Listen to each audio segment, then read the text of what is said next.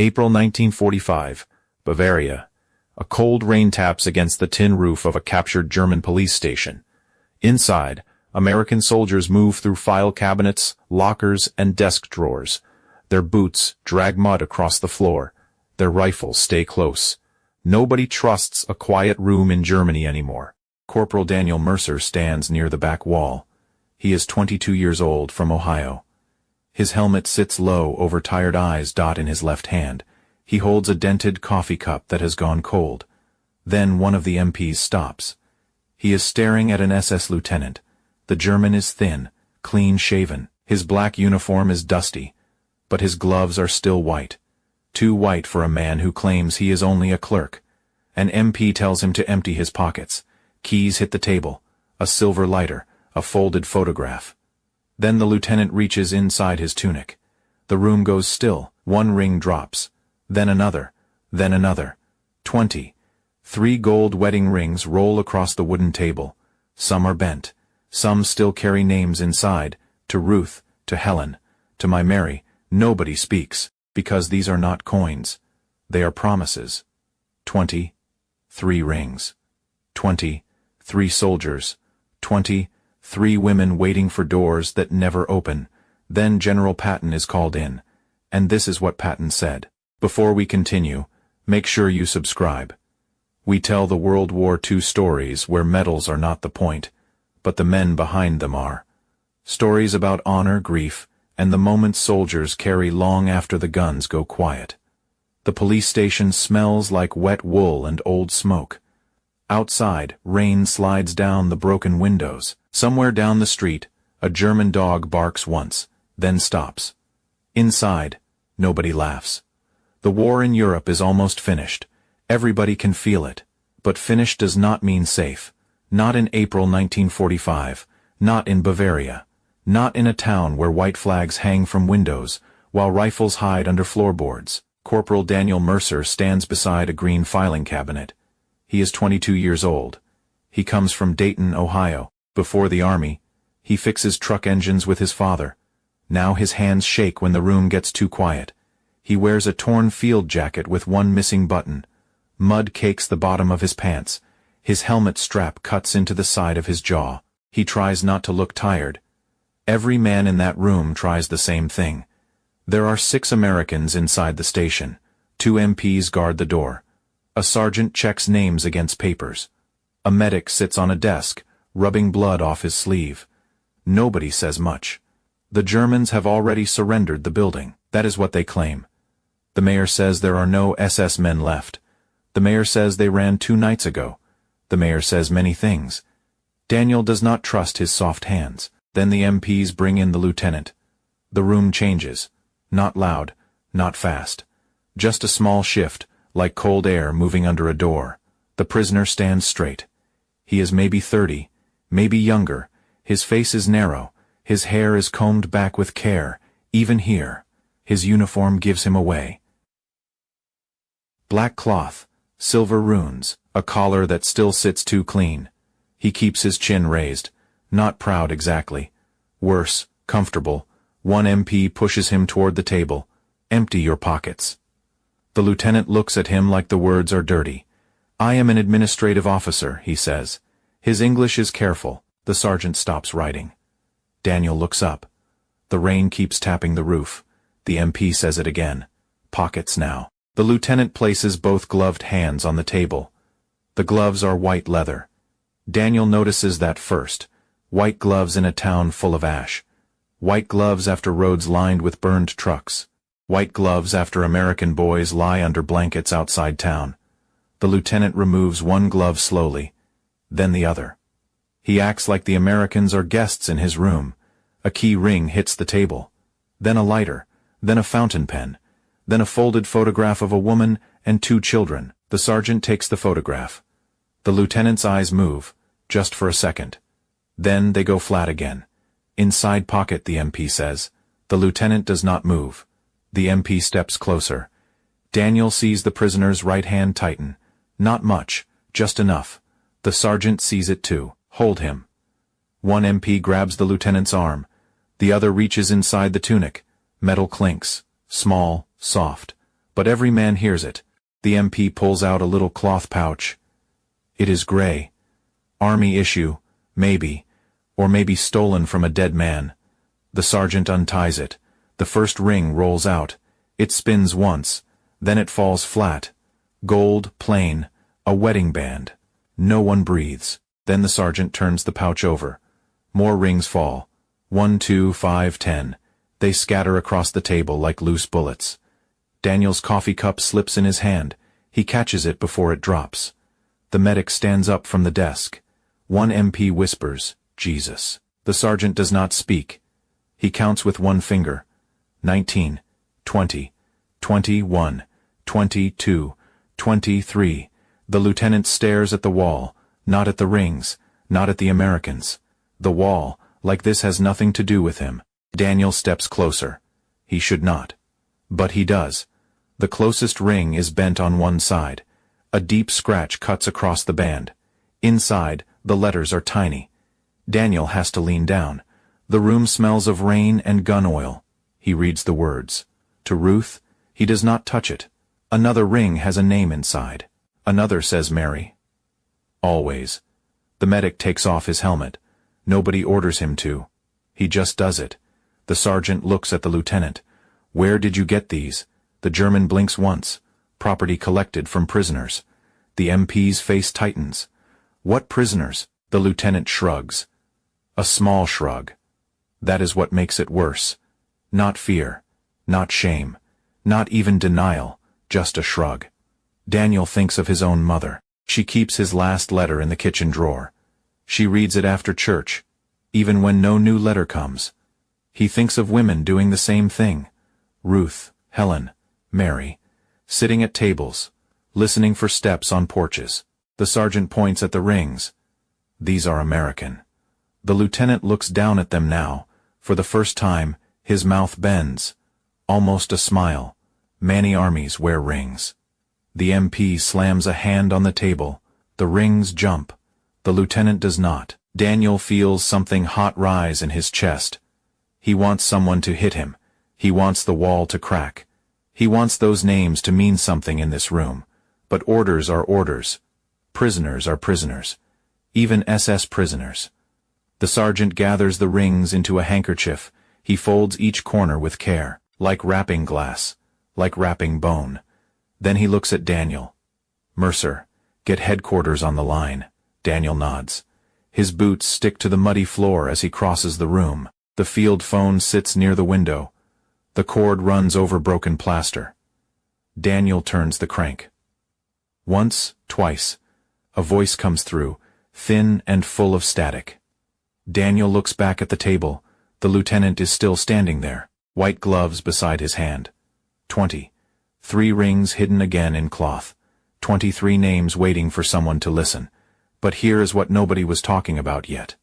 One of those rings does not just belong to a dead soldier. The field phone crackles in Daniel's hand. Static cuts through the line like dry leaves. He presses the receiver harder against his ear. This is Mercer, he says. 3rd Army Forward Detail. We need an officer here. The voice on the line asks why. Daniel looks at the table, at the handkerchief, at the SS lieutenant standing beside it. Personal effects, Daniel says. American. Maybe from our boys. The room goes quiet again. Only the rain moves. The sergeant opens the handkerchief and lays the rings in rows. Not piled now, rows, like evidence, like graves. The lieutenant watches with his hands folded. His bare fingers are pale, clean under the nails. That bothers Daniel more than dirt would. The sergeant picks up one ring. Name. The lieutenant says nothing. The sergeant holds it closer to his face. Edward and Ruth. June 1942. Daniel feels his stomach drop. June 1942, back home. That is a church basement, a rented suit, a cake made with rationed sugar. Here, it is gold on a police station table. The lieutenant exhales through his nose. I told you, he says. Collected property. From where? From military stores. Which stores? The lieutenant looks at the sergeant. You are losing the war, the sergeant says. For the first time, the prisoner's eyes sharpen. No, the lieutenant says. Germany is losing. I am still an officer. The MP steps forward. The sergeant lifts one hand. Not yet. Daniel knows that. Look. Every man wants to cross the room. Every man wants to make the lieutenant explain each ring, each name, each empty chair. But the sergeant keeps his voice low. Read the rest. Daniel bends over the table. One band says Helen. One says Grace. One says ML to Tommy. Another has initials only. JCR. The letters are worn smooth where a finger once turned it. Daniel reads one near the end. To Alice, come home safe Frank. His throat tightens. The medic turns away and wipes his mouth with his sleeve. Then Daniel reaches the last ring. It is heavier than the others.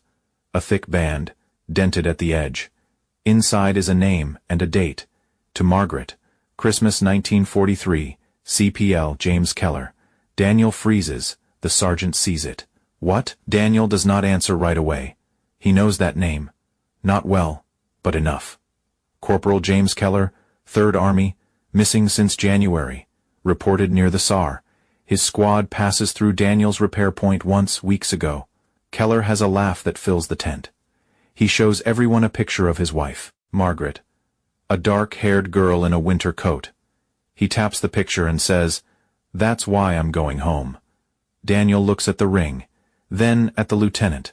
The room feels smaller. What investigators found is worse. The ring is not from some faceless pile. It belongs to a man from their own army.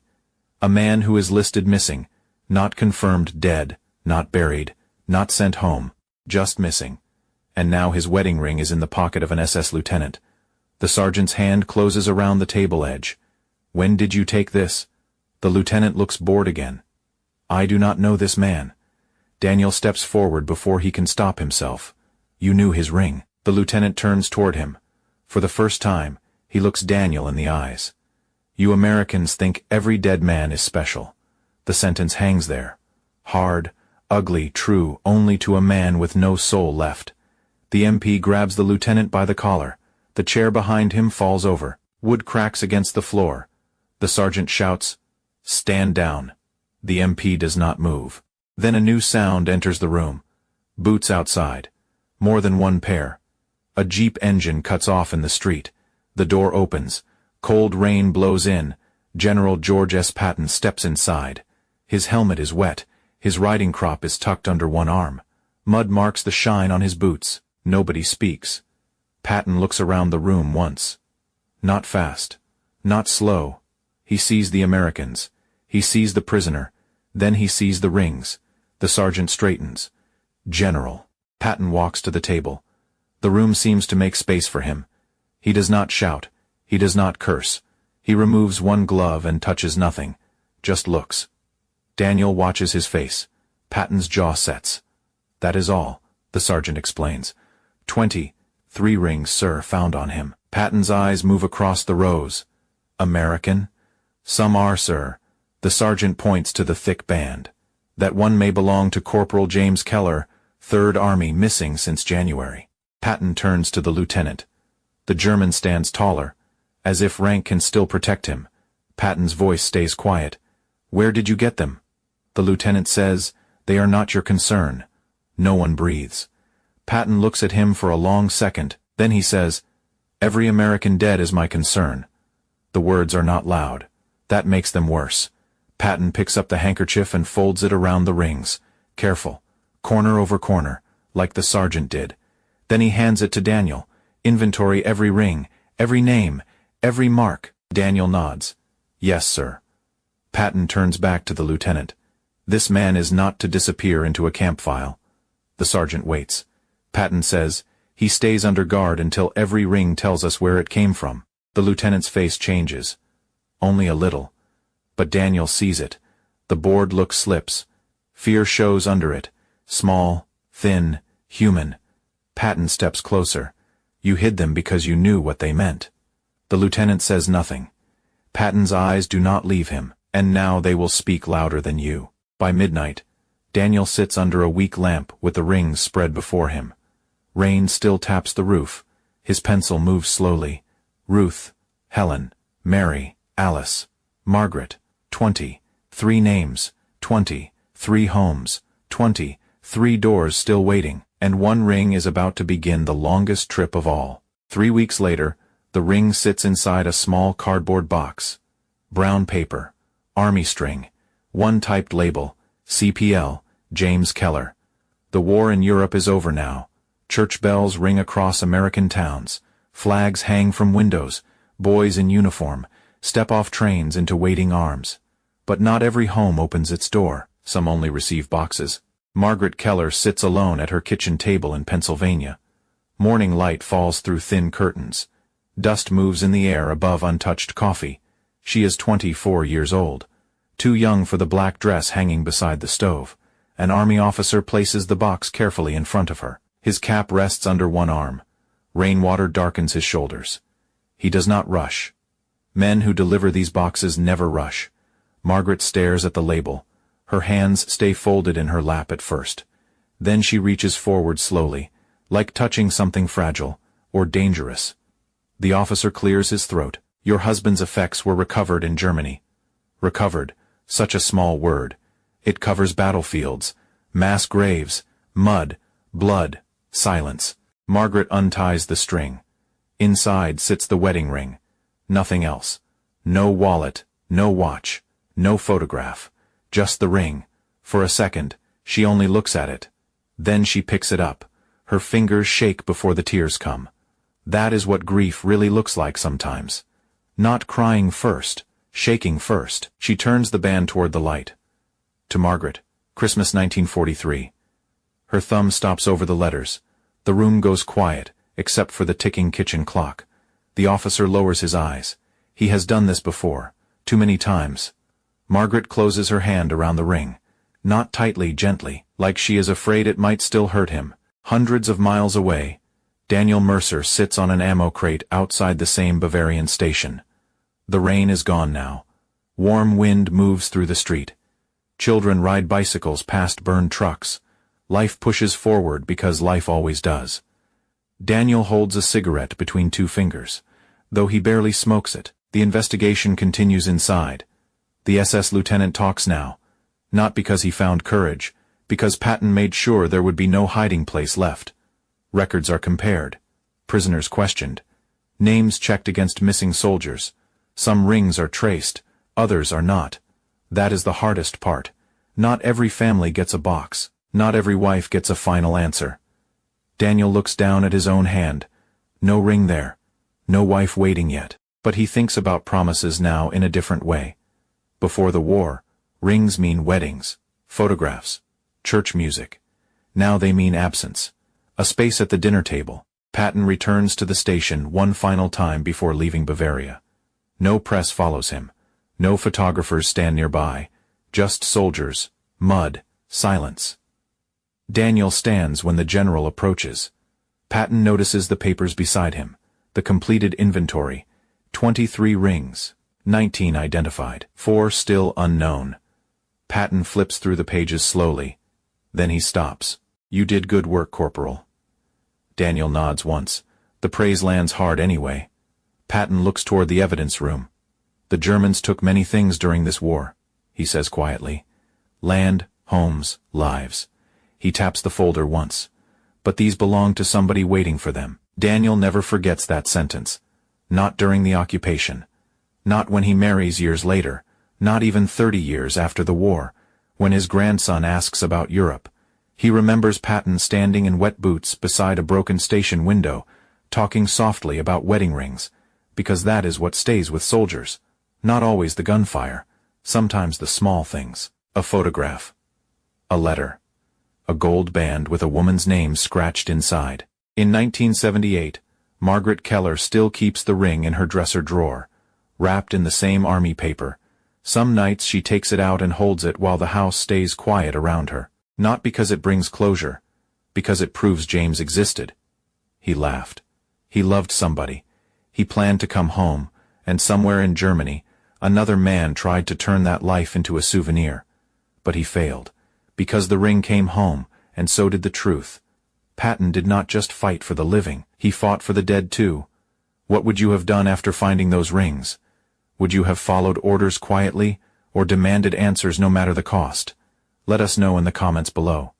And if you want more stories about World War II and the moments when ordinary soldiers defended human dignity, make sure you subscribe. These are the stories history almost leaves behind.